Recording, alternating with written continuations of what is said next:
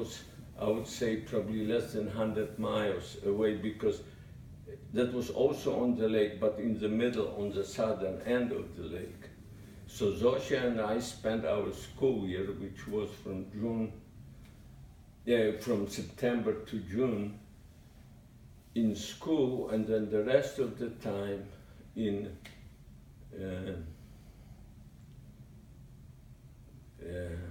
with your parents, huh? yeah, with the parents.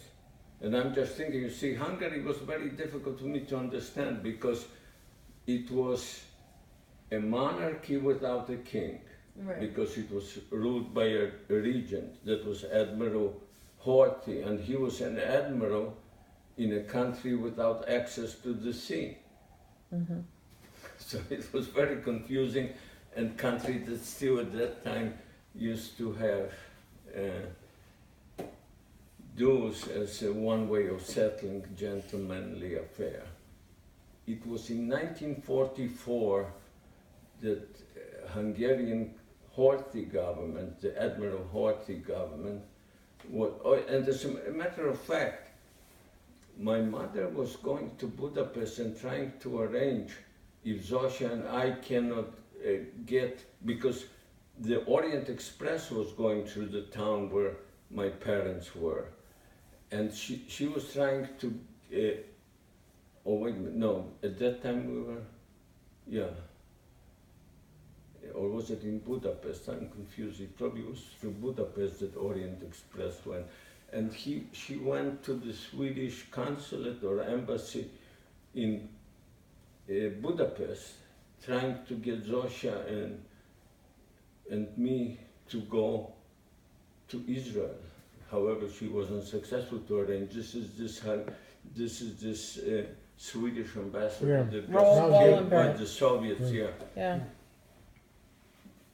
Anyhow, in 1944,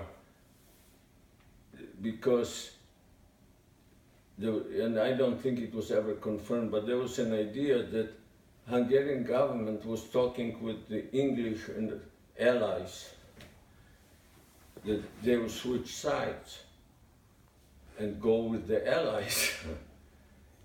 And somehow the German must have found out about it, and the Hungarian Nazis took over the government from Horthy. And my mother rightfully thought that, you see, once we were in, when my father was not in a military camp, but was in running this retirement camp, we were no longer under Geneva Convention. So she realized that, and she convinced my dad that we should go back and get into military camp to be under Geneva Convention, because the Germans did honor this particular part of Geneva Convention, I guess. So we went back to the military camp, and then that was in 1944. At the end of 1944, the situation became very confused, because Hitler declared Budapest as one of the fortresses of Europe. He used to declare certain cities, like my hometown Tarnopol became a fortress at one time, and that was an idea that he would try to counterattack and try to gain. So the Germans got surrounded by the Russians. What the Russians have done, there was a second Ukrainian front and first Belarusian front. One came from the north. The Danube goes like that there. There is a kink in it. The one came from the north, the one came from the south. That was Marshal Malinovsky and Marshal Tubuhin, and they surrounded Budapest. And there was a siege of Budapest. I thought it was 3 months, but then now I found out it was 123-day siege. Wow. And I could hear at night, because our house that was 10 miles away from Budapest would be shaking at night. The British the arrangement was the British Air Force would bomb at night, the American Air Force would bomb during the day. That was the arrangement they had. And then they would drop those empty gasoline tanks, fuel tanks, not gasoline, but fuel tanks, and drop it, and you could see it. You know, it was sometimes on the lake when I was in Balaton, and later the same thing was happening.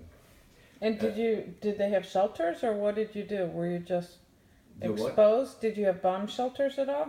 Not in Pilić-Verežvar, because they were not bombing Pilić-Verežvar. We were 10 miles away from it. They were bombing. And what happened, there was a general or marshal, what's the name? Vlasov, Russian, who was caught prisoner of war, and then he escaped, and Stalin gave him another front, and he took the front and marched on the German side, and they were called Vlasovцы. Those were the Russians that were fighting on the German side. And a good number, good proportion of those Germans were not just Germans, but were Russian Vlasovцы, and they knew that for them, if they would get caught, or if they would get freed, they would get shot by the Russians for treason. So they were sitting there